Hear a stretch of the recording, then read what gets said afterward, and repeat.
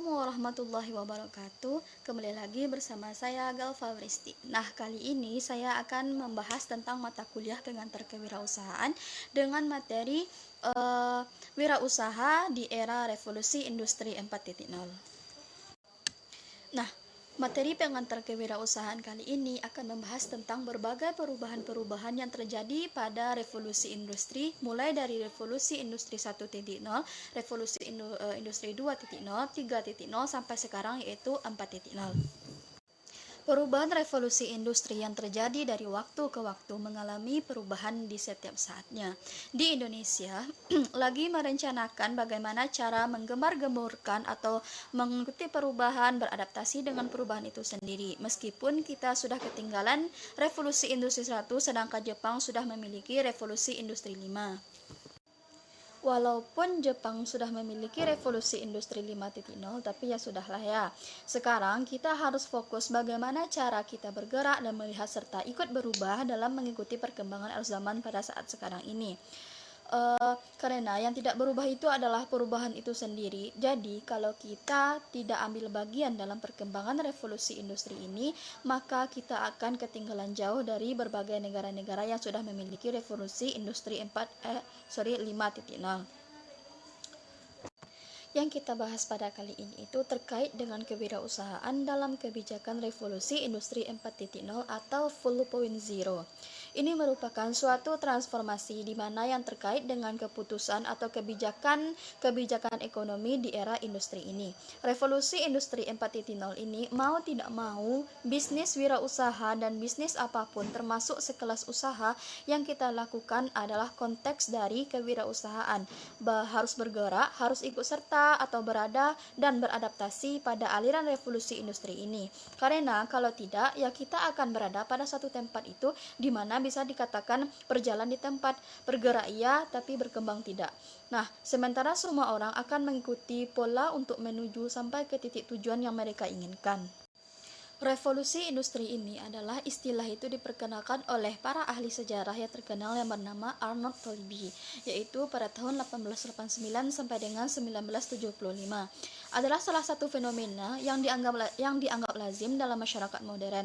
Revolusi industri ini merupakan perkembangan dari revolusi 1.0 sampai dengan 4.0 sampai saat sekarang ini. Nah, sekarang mari kita bahas tentang revolusi industri 1.0. Revolusi industri pada pertama ini terjadi pada abad 18, ditandai dengan apa? Yaitu ditandai dengan perkembangan mesin uap oleh James Watt. Pekerjaan yang sebelumnya mengandalkan tenaga hewan dan manusia mulai digantikan oleh produksi mekanis menggunakan mesin-mesin uap. Industrialisasi berkembang dengan pesat. Produksi barang kebutuhan masyarakat bisa diproduksi dengan lebih mudah dan secara massal. Revolusi industri pertama ini mengubah cara-cara memproduksi barang yang secara langsung juga mempengaruhi pola-pola perekonomian di dunia.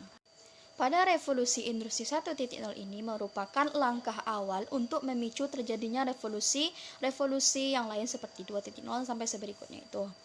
Kemudian revolusi industri pada 2.0 berlangsung di sekitar pada tahun 1870, yaitu ketika perindustrian dunia beralih ke tenaga listrik yang mampu menciptakan produksi massal. Nah, revolusi industri generasi kedua ini dengan munculnya pembangkit tenaga listrik dan motor pembakaran dalam combustion chamber. Nah, revolusi ini ditandai juga dengan kemunculan pesawat telepon, kemudian mobil pesawat terbang. Kemudian membahas revolusi industri 3.0 terjadi pada era 1960 sampai 1970, di mana perangkat elektronik mampu menghadirkan otomotif produksi. Revolusi industri pada generasi ketiga ini membawa banyak, contohnya ditandai dengan kemunculan teknologi digital dan internet. Revolusi industri banyak menyebabkan perusahaan incumbent atau gulung tikar alias bangkrut ketika perusahaan tidak mampu menyesuaikan dinamika perubahan industri ini. Kemudian revolusi industri 4.0 adalah ditandai dengan kemunculan superkomputer, yaitu robot pintar, kendaraan tanpa pengemudi, editing genetik, dan perkembangan neuroteknologi yang memungkinkan manusia untuk lebih mengoptimalkan fungsi otaknya. Menurut Klaus Schwab, founder dan extension chairman of the World Economic Forum, dalam bukunya The Fourth Industrial Revolution, kasus bisnis revolusi industri 4.0 ini telah menemukan pola baru ketika disruptif teknologi hadir begitu cepat dan mengancam keberadaan perusahaan-perusahaan incumbent. Nah, kemudian kita terpikir bahwa bagaimana sih cara mengoptimalkan industri 4.0 ini. Nah, bisa dengan cara yang kita lakukan atau bisa juga dengan cara penetapan pemerintah.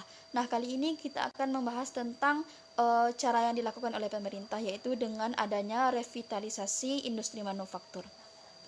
Pemerintah ini semakin fokus atau menggenjot kinerja industri pengolahan yang berorientasi pada ekspor untuk memperbaiki struktur perekonomian saat ini. Apalagi selama ini produk manufaktur memberikan kontribusi paling besar terhadap nilai ekspor nasional kita.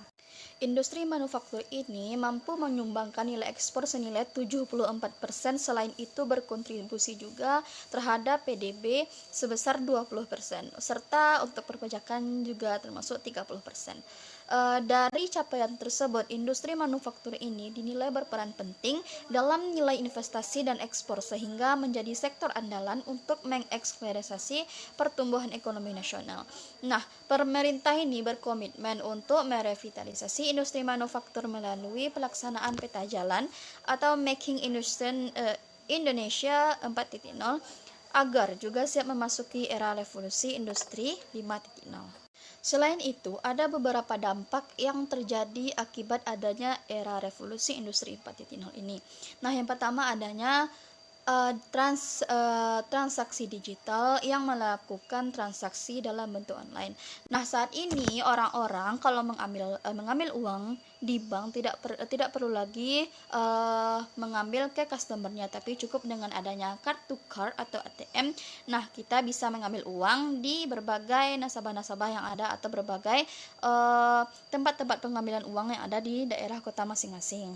Kemudian selanjutnya yaitu adanya munculnya startup pendidikan, pertanian, e-commerce, dan berbagainya yang menjadikan banyak entrepreneur di dalam bidang teknologi, dalam bidang atau ilmu tertentu.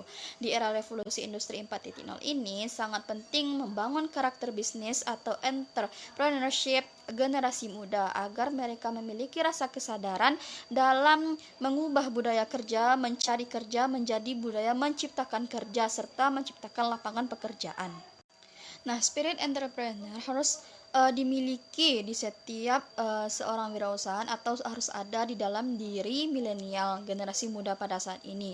Maka penting generasi muda itu sebagai generasi milenial, sebagai calon pemimpin bangsa harus tampil sebagai sumber daya yang berkualitas di samping memiliki rasa tanggung jawab sosial yang tinggi.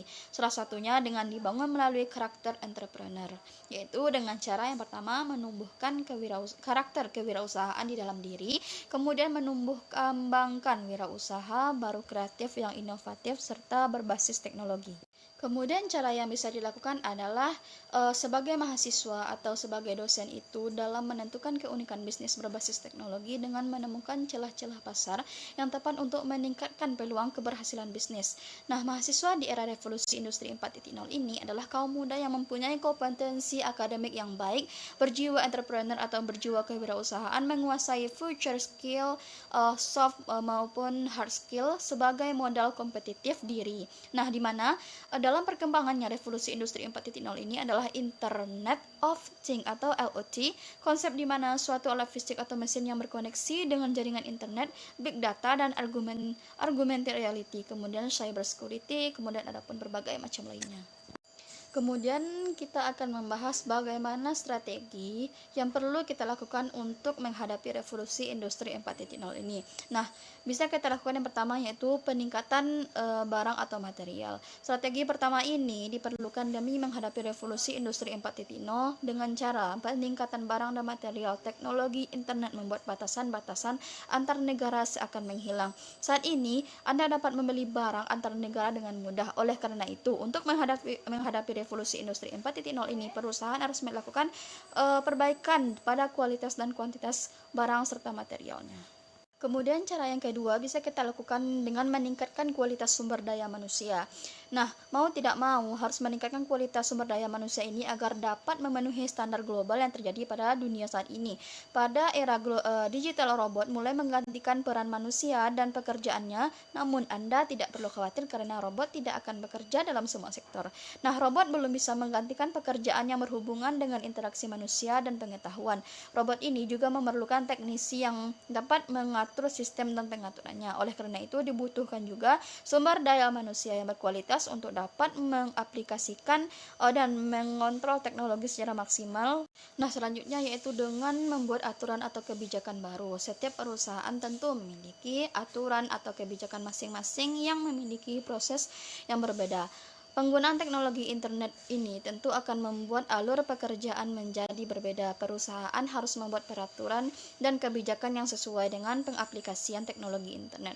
Beberapa aturan dan kebijakan yang biasanya diubah adalah kebijakan dalam suplai bahan baku, pembagian tenaga kerja, dan memastikan karyawan mengerti tentang rasa penggunaan teknologi yang memiliki perusahaan sendiri. Nah, kemudian cara yang terakhir yang paling unik adalah dengan memperluasnya networking. Nah, salah satu strategi ini dilakukan untuk untuk menghadapi revolusi industri 4.0 yang memiliki networking yang luas sangat diperlukan untuk membuka peluang-peluang baru. Selain memperluas networking, perusahaan atau seorang wirausaha juga harus meningkatkan kualitas serta layanan yang akan diberikan kepada konsumen. Nah, itulah presentasi saya tentang wirausaha di era revolusi industri 4.0 ini. Apabila ada kesalahan dan janggal, saya mohon maaf. Saya akhiri dengan Assalamualaikum warahmatullahi wabarakatuh.